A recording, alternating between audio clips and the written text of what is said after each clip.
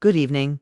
Tonight's report reconstructs an alleged threat case from North Carolina, using only what prosecutors describe in a federal complaint. We will walk through how investigators say they followed a digital trail from an alias on Facebook to a named suspect, what the filings claim about the posts, and how the legal process typically unfolds. These are allegations, not findings of guilt. According to the complaint, a Facebook account using the alias Clyde Franco posted public threats in mid-November, tagging President Donald Trump and Vice President J.D. Vance, and referencing other public figures with language about public executions and medieval torture. Federal authorities say they linked that alias to Christian Daniels of North Carolina through platform identifiers, internet and subscriber records, payment methods tied to the account, and personal details listed on the profile. An FBI interview with Daniels' mother is cited. The filing states she identified the account as her son's. A state magistrate later issued an involuntary state commitment order on November 20th. Separately, prosecutors filed federal charges threatening the president and transmitting threats in interstate commerce. November 12th, the complaint alleges the Clyde Franco account posted a message about public executions, tagging senior officials and naming other figures. Prosecutors say the post was public. November 13th, additional posts allegedly escalated the violent language, including direct address to the former president and references to medieval torture. November 17th, another post allegedly stated death coming soon, continuing broad threats toward multiple people. The filing notes the posts were still visible at the time authorities documented them. Attribution sequence.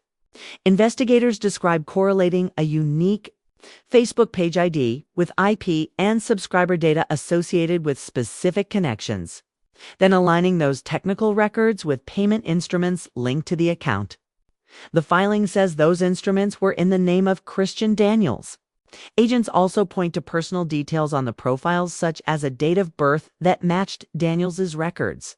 Separately, an FBI agent interviewed Daniels' mother in Kannapolis. The complaint reports she identified the alias account as her son's and expressed concern about potential violence. Context details. The filing describes Daniels residing in a trailer in Salisbury with broken windows. It reports the mother said he had been known to carry a machete and that a database check did not show firearms registered in his name. During the broader inquiry, authorities also recorded an allegation that he threatened to kill a neighbor. On November 20th, a magistrate issued an involuntary commitment order, a civil health action distinct from the criminal case. What is the core investigative method here? The complaint outlines a layered attribution, a unique page ID from the platform, ISP logs and subscriber information that timestamp connectivity, payment methods that tie an online account to a real person, and profile details that corroborate identity. When multiple independent data points converge, investigators argue attribution is reliable. The defense can later challenge each link. What makes these posts legally significant? Prosecutors allege the messages were public, directed at identifiable officials, and used explicit, violent language. Courts assess wording, context, specificity, indicators of capability, and whether a reasonable person would interpret the statements as a true threat. Transmitted via interstate channels like the internet. What evidence faces the toughest scrutiny? Screenshots and platform records must be authenticated. IP data must be tied to a user rather than merely a connection. Payment records must be shown to control the account at relevant times. And any statements from family members are contextual, not determinative of guilt. What are the immediate procedural expectations?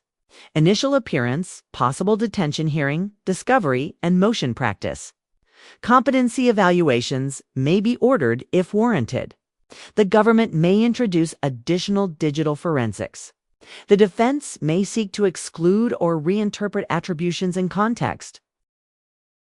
The filing includes statements from the suspect's mother about prior mental health diagnoses and earlier involuntary commitments. In a case-solving frame, those references appear as risk context, not as medical conclusions and not as proof of guilt.